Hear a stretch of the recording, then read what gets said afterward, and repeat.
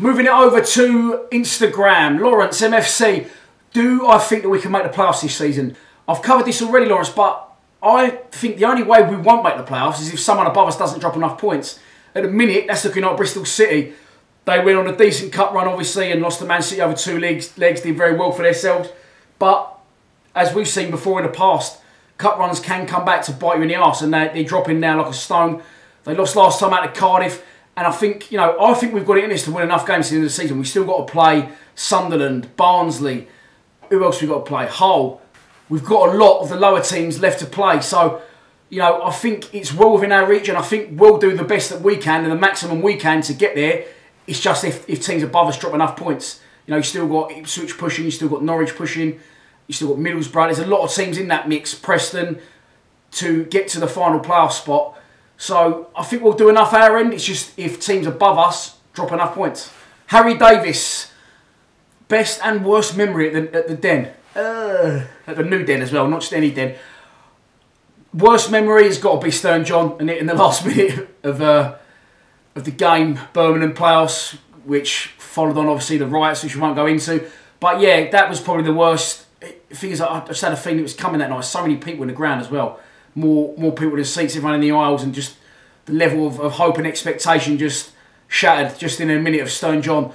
That was shit. I was trying to think of a better word to describe it, but yeah, it was shit.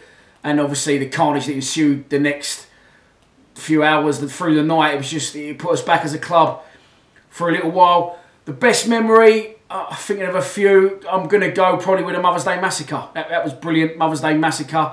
I used to sit in the East Upper then, block 17. I had a season ticket on the front row. And I even remember what I was wearing that day. I had a big, long green puffer coat. Not that that's anything to do with it, but I'm just thinking back to the day. 4-1, missed 2 penalties. Could have been 6 and 7-1. It was a brilliant day. And yeah, one of the very few times you see away fans in the lower tier. It was right horses on the pitch, everything. It had everything you'd expect from a London derby, and we absolutely wiped the floor of them as well. Brilliant day, Mother's Day Massacre. Frankie, MFC, good question, mate. Do I see Webster coming back into the team, or will he keep it as it is? When I first started doing a channel, I used to say Byron Webster was decent, and people used to slate him. He's shit, and then he started getting really good, and then everyone's going, oh, Byron's brilliant. He's our #1 defender, especially when Beavers left. He sort of, I suppose he was seen as sort of the right-hand man of Beavers, but when Beavers left, Webster took that mantle over, because at the time, Hutchinson was new to the club, going through a lot of injuries, and we had all sorts. We had Sid Nelson playing centre-half 1 week, Craig, we didn't have Cooper at the time, and Webster was like the main man in the centre of defence. Now, he's almost become, no disrespect to Big Byron, because I love him, he's almost become the forgotten man at the club, because the centre-half pairing we got are doing so well together. And I think with a centre-half pairing, it's not always about, don't forget, it's not always about the individual. It's about the pairing and how they know how to play together and the camaraderie that they build. I say the same with Gregors and Morrow. And Morrow doesn't look, and Gregors definitely doesn't look the same player without Morrow alongside him. So, although it's harsh on Byron, listen, I don't think Byron's going to play this season anyway, but he's going to find it very hard to dislodge Jake Cooper. It'll probably be. I don't know, because Cooper's left-footed as well. But Hutchinson won't get dropped. No way in a million years. I worry that Big Byron's future is away from the Den. He's a Sheffield boy up around that manner, and I know for a fact that's where he wants to be eventually, and that's where I'm pretty sure that's where he lives. That's where his home is. So, yeah, in the long term, unfortunately, Byron could move away from the Den. But if he come back tomorrow and he was available for selection, there's no way he'd dislodge Hutchinson or Cooper. Colin, 1989. I'm going to answer this one. It's a little bit controversial, and it just keeps cropping up and cropping up and cropping up. Why was I recording at a West Ham game once? I wasn't recording at a West Ham game. Long before I did Lions TV, I was actually a roofer, and I hated it, and I was shit at it as well. So what I did was, a mate of mine, he was in a position, he'd just come out of the jungle, and I'd just got divorced, and I didn't want to be doing the job I was doing anymore. And he said to me, come with me for a year, have a go, and I think you could do this, I think you could write, or you could do something in this sort of line of work. So he had his own show, and I started doing little comedy, writing for him sketches on that. That went well. And on the show, it was Jimmy Bullard Kicks Off on London Live. They had a guy going around the grounds and meeting the fans every Saturday. What's it mean to you to be a Fulham fan? What's it mean to you to be a Spurs fan? And he wasn't very good. And they asked me if I wanted to do it. I'd never done it, so I was a little bit wary. But they said, it's not live. Have a go. We'll edit it and have a pop. So I did it. First one I did at Fulham, and they loved it. So I just got the job on the back of that. I just blagged it basically, and I did a Fulham fan guide. I did an Arsenal fan guide. I think I did a Leyton Orient one, a Chelsea one. Unfortunately, I had to do a West Ham one, but that wasn't me filming. That was for a Friday night sports show on London Live. So it does crop up from time to time. People go, "He's a West Ham fan." I'm not a West Ham fan.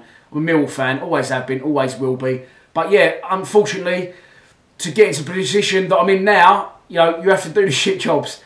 And I had to go to West Ham one day. I think they lost 3-1 to Liverpool, and have a chat with a few of the fans outside the ground, just a couple of old grannies and that. Do you know what I mean? So that's what I was doing outside West Ham that day, and it has haunted me forever. But at the same time, I say don't knock it, because without that experience that I had of doing that for London Live, that's where I got the idea for Lions TV. And if you like Lions TV, you know, that's where the idea came from. So don't knock it. Jack Gibbons, should we continue to play 4-4-2, or should we change the formation to accommodate players like Marshall and Cahill? Now, I've criticised the manager. Last season, I should put out a VT saying, stop playing 4-4-2, it's not the 90s. But he's proved me wrong. That was when we lost 3-0 at Scunthorpe, I think, before Christmas or over Christmas. The manager's proved me wrong. I'm not a lover of 4-4-2. I'm not a lover of direct play. I wasn't until we got promoted. And now seeing how we're playing in this league, and we're playing the teams like Birmingham who are fighting for their life, and they want to play five-a-side football in the back four, it's pointless. We absolutely have to keep playing 4-4-2. Harris was right and I was wrong.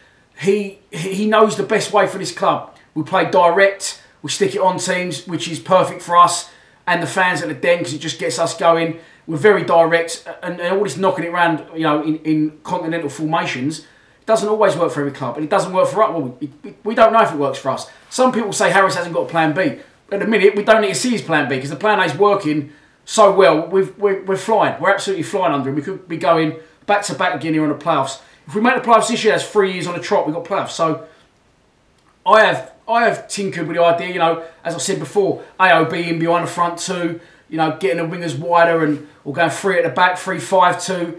Why? We don't need to. We don't accommodate players. Harry said something the other day, and I love that. He said, get out there and find a way to win. And he's found his way to win. He's 4-4-2, played direct. All right, it's not pretty, but you'd rather come home and away from all these games with results. You know, you'd rather be us than Birmingham. Put it that way. Lewis Chapman, my favourite Millwall goal of all time. I will go with, there is loads. There's loads and loads, but just one always sticks in my memory. I'll tell you what, I've just thought of one and I just thought of another. I am going to say, I don't know. Because I got to enjoy it with my son and I got it on film, the goal against Bradford in the final, the Morrison winner, that will live with me forever, and obviously I've always got the video to look back on. That video, by the way, completely owed to Ball Street, because the guy from Ball Street come around that day with us and they was filming me throughout the day, and they asked me to do, I was really tense and stressed and it was been pissing down and I had a shit day. And I was just worried it was going to go to extra time and Bradford were going to do us. And he said to me, Dan, could you just put your camera on and just say, you know, 5 minutes left sort of thing. You know, it's getting tense now. And I was like, yeah, all right, mate. So I put the camera on.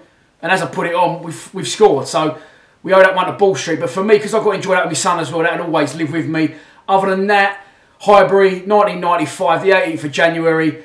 Mark Kennedy's finished at the clock end. I was behind the goal that night with my brother. And he took me and I stayed at his house in Brixton. He dropped me a scoring wedding the next day. I was late and I got detention, but it was worth it. It's one of my earliest Millwall away day memories, because I didn't get to go to a lot of away days as a kid. My old man wouldn't take me, but my brother took me to Highbury.